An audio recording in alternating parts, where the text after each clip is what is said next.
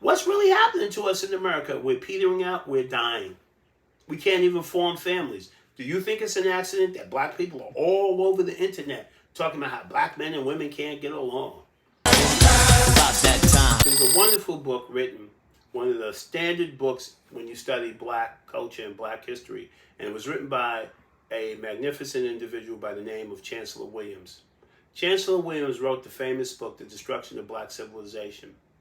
And in his book, he chronicles what has happened to black people, African people, over millennia. And he shows us that we've made some critical mistakes and miscalculations that have led to us having a very undesirable position anywhere you go in the world. As a world traveler, you always find a constant thing that Garvey discovered, that blacks are always on the bottom, always in the position of disorganization, always having their markets dominated by foreigners, always having the lower rung of the social ladder.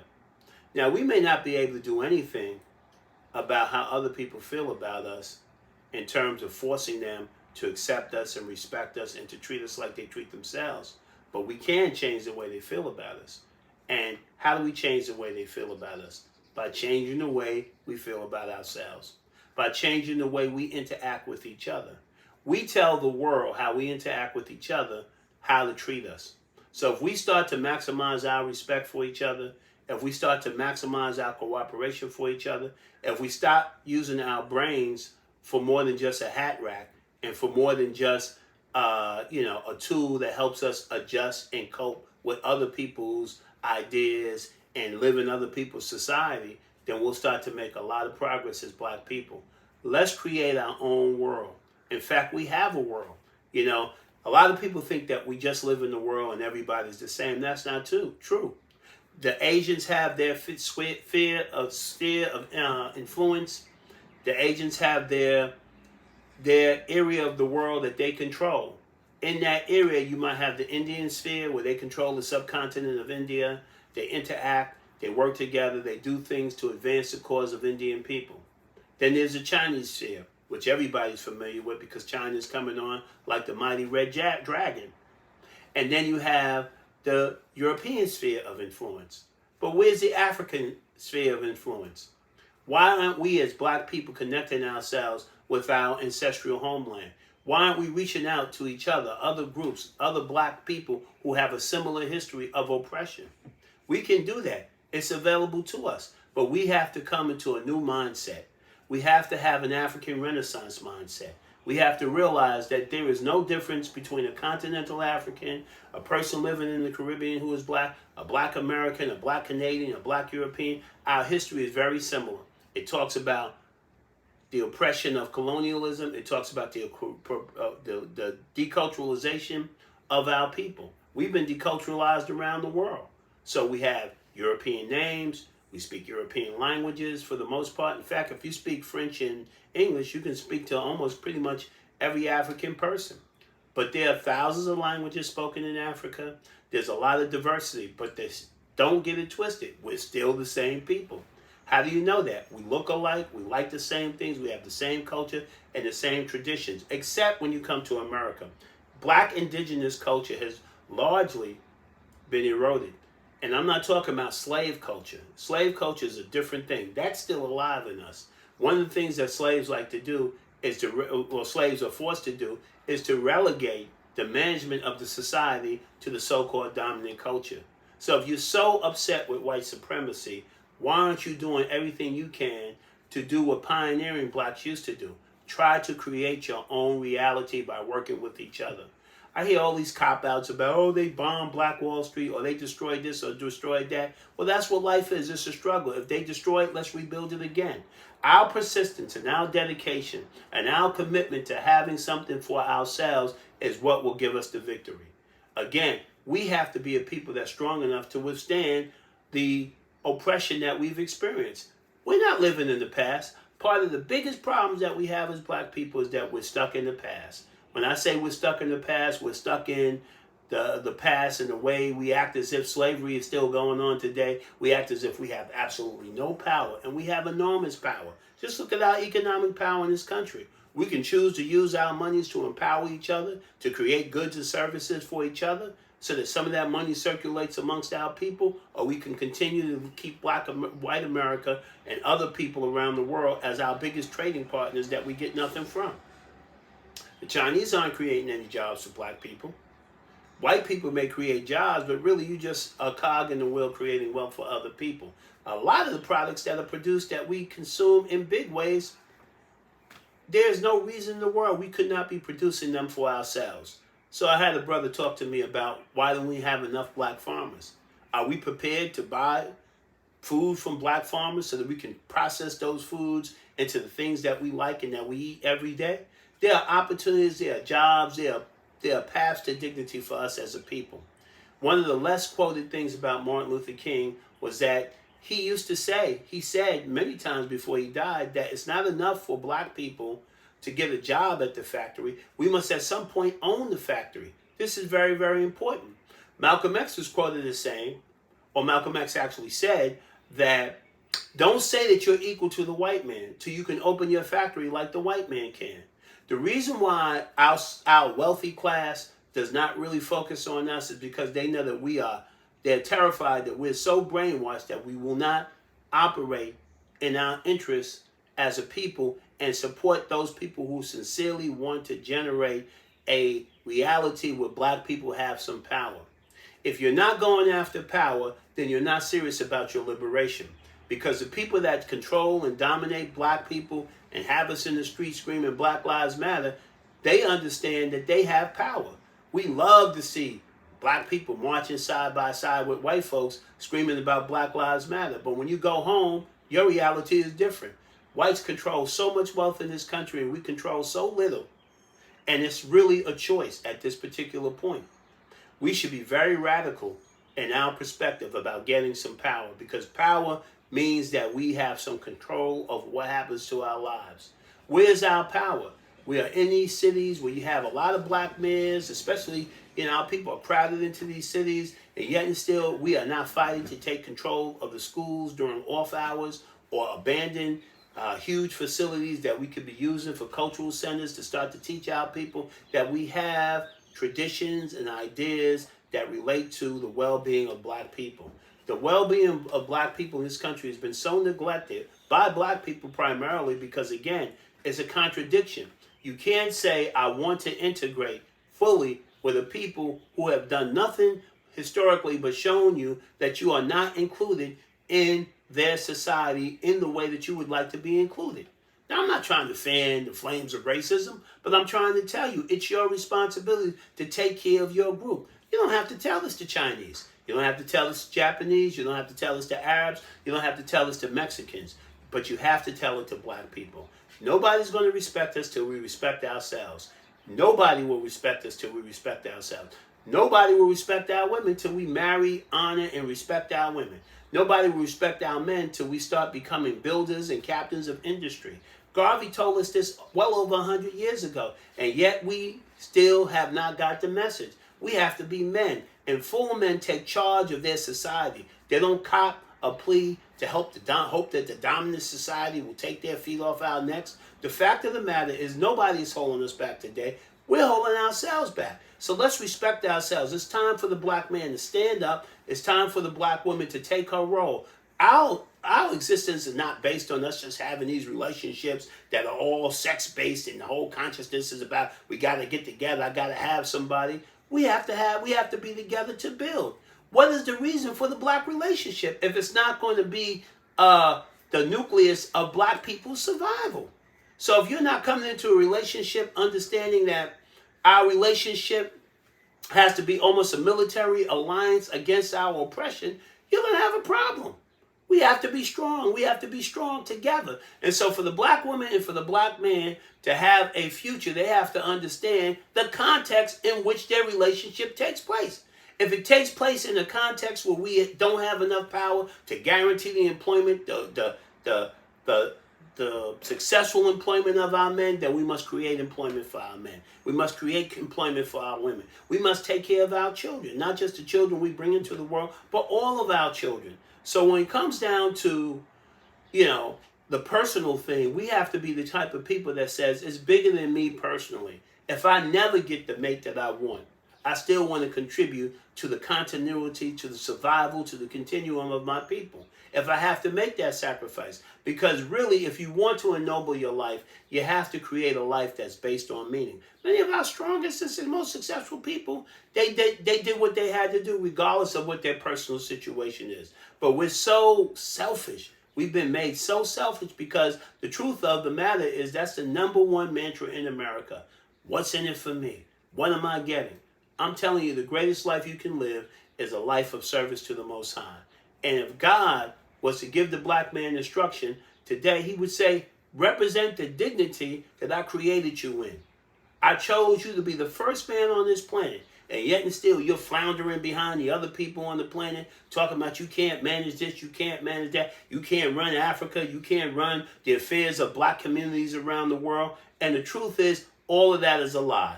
All you're doing is manifesting the effects of slave mentality or colonial mentality. We can solve any problem that we want. Our brain is as big and as powerful as anybody's.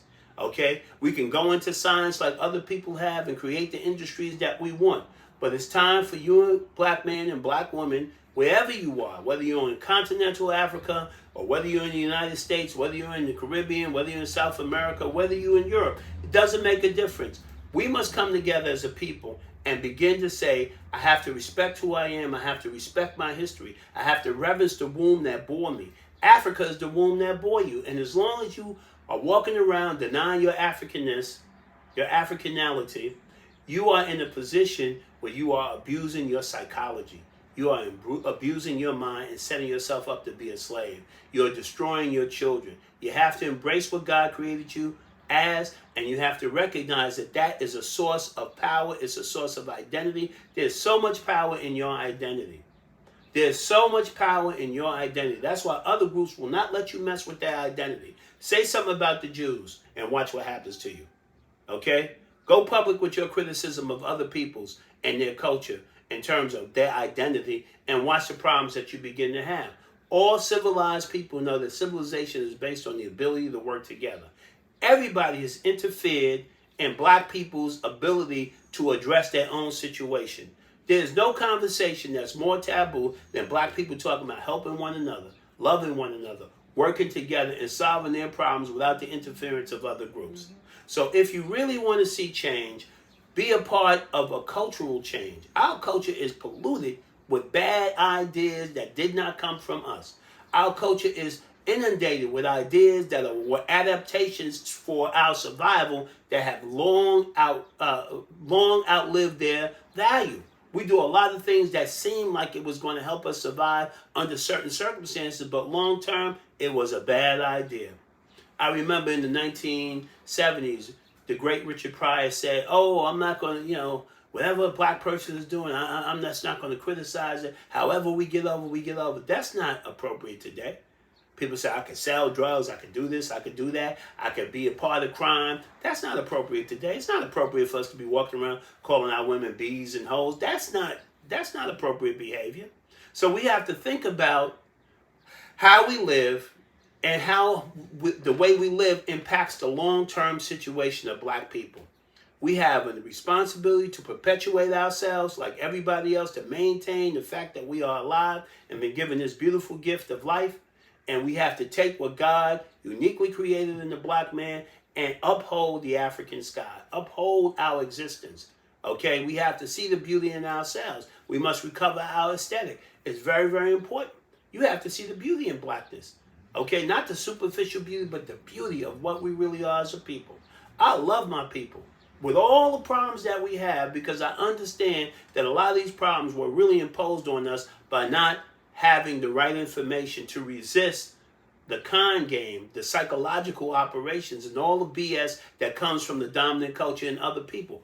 All kinds of people around the world, in all kinds of situations, play black people because they know that we have not done what we have to in order for us to have the real revolution that we really need to have.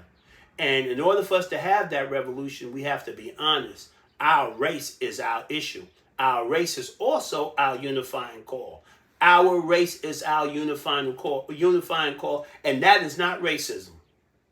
How can you take a people, bring them into a country, deculturalize them, take away their language, their religion, take away their historical memory, take away all these things from a people, and then say, hey, these people are not functioning correctly? Where's the point of reference?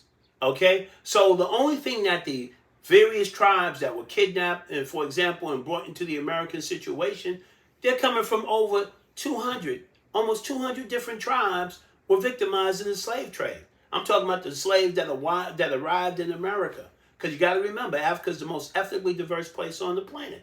So you might have people that are Mendis, Asantes, you might have all kinds of Congolese people, you have all kinds of Mendis and, Wolof people and all these different people who could not speak to each other, but they understood the culture of the land that they came from. And they had a drumbeat unity. And when they got on those slave ships, they realized that, hey, look, there are no Asantes. There are no Wolofs. There's just black people on this thing. And that's what we realize today. We don't like to talk about being black. We say, oh, we don't mention the fact that we black, or we don't want to unify just on the basis of being black. But the African has the same problem when he travels the world. The black American has the same problem when he tries to integrate with other societies outside of Africa. We all have the same problem. And the problem is, until we come together and respect our group and the obvious similarities amongst ourselves, we're going to have problems. We have a great continent that we could be building and developing and establishing trade that benefits people in the Americas, people in the Caribbean, people in South America who happen to be black. Okay? There's so many nations within the United States. You have a Mexican nation. You have the Cuban nation down there in Florida. You got people all over this country. You got Arab Muslims in Michigan. You got so many groups that are operating in the interests of their own group and still waving the red, white, and blue. I'm not asking you to burn the flag. This is not even that kind of conversation. But long before there was a flag that was red, white, and blue, there were African people. Before there were all kinds of societies, there were African people. And our job, primary job, is to preserve our life, to preserve the continuity of our existence as a people. What's really happening to us in America? We're petering out, we're dying. We can't even form families. Do you think it's an accident that black people are all over the internet talking about how black men and women can't get along? Passport brothers divest sisters. All these problems exist because we don't understand the context that we live in. We are people who have survived a real attempt at enslavement, and now that all the cotton has been picked, genocide is on the table. But it's a soft genocide. It's the genocide of getting a people to kill and destroy themselves. And the first thing that destroys you is not being honest about who you really are in history. Not being honest of the fight that existed just for you to even be here today. You won't know your history, you won't study your history, and you don't really want any leadership. When you talk to black people about trying to solve the problems of the day, they say, oh, we had Black Wall Street, they destroyed that. If we try to stand up, they're going to knock us down. Well, stand up anyway, because you're going to die anyway if you don't stand up. So it's our time, black people. This country is no guarantee. There's a lot of things going on in this country. And I'm not here to undermine the country. I don't hate the country. What I'm trying to tell you is don't bet your future on just Americanism. Okay? The world is changing. People are divesting of the U.S. dollar. You may need a friend somewhere else in the world. You may need to unite with your people somewhere else on the planet. You may need to take back your markets right here in America. Because if things get tough, nobody's going to prioritize, as the great Amos Wilson said, nobody's going to prioritize feeding your children above feeding their own children. Let's wake up. Let's stop being involved in the games that devils are playing to destroy us as a people. We did not come over here with opioid addictions. We did not come over here with AIDS. We did not come over here with broken wrists. We did not come over here with none of these problems. All of those are distractions to take you away from what your real problem is. Your problem is your history demands that you recover your self-respect. Your history demands that you work together and show your real humanity by being able to live with the group of people that God created you and made you a part of. This is our mission as black people. This is the challenge that we have as a race of people in this country today in 2023. So again, I want you to thank you for listening. And I want you to tune into the Black Cultural Transformation channel, where we're going to have the real discussion that brings the leadership out of you. It's not about a charismatic leader today. It's about all of us standing toe to toe together in a fight for our liberation. But we don't have to fight anybody today. The thing we have to do is we have to fight ourselves. We have to get the devil out of our minds. We have to turn back to God consciousness as a people, which is one of the staple of African people anywhere in the world. And if you reconnect with the power of God in you, there's nothing that you can't do. If we put our men back in the right consciousness, men will start to stand up and build their society. It's not about talking about trying to convert anybody to any particular religion, but it's about us having the integrity of saying that God has given us the moral responsibility and has given us the obvious mission to solve our problems as a people. It was a white man who used the term manifest destiny when he decided he was going to go from coast to coast and take this land from the Indian. Now we have a manifest destiny as African people, and that manifest destiny is to promote unity wherever we are, to promote trade, to promote self-respect, strong relationships, and to respect ourselves in such a way that the world will have to change the way that they relate to us. We're a powerful people, but our power will never come into fruition until we unite and work together. I'm Brother C.C. Blackman. I want to thank you for listening. Please like and subscribe, because don't complain that you don't hear the kind of messages that could help inspire our people to move forward when you don't like and subscribe and support people you know are telling the common sense truth that you already discussed when you're in your right state of mind already. This is nothing new, but we have to have all of us doing our job, playing our role, and trying to not only resolve the problems, but to create prosperity, unity, cooperation, economic empowerment, social empowerment, and every other kind of empowerment. This is our time, Black people. We can change the world, how the world relates to us, by changing the way that we relate to each other. I'm C.C. Blackman. Like and subscribe. And this is the Black Cultural Transformation Movement for Success channel. Thank you for listening.